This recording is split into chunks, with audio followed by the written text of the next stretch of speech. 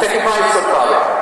এবং 9:30টার মধ্যে আমাকে প্রোগ্রামও ক্লোজ করতে হবে, যেহেতু দূর দূরান্ত থেকে অনেক জায়গা থেকে আমাদের ভাইয়েরা এসছে, তাদেরকে আবার নিরাপদে ফিরতে হবে।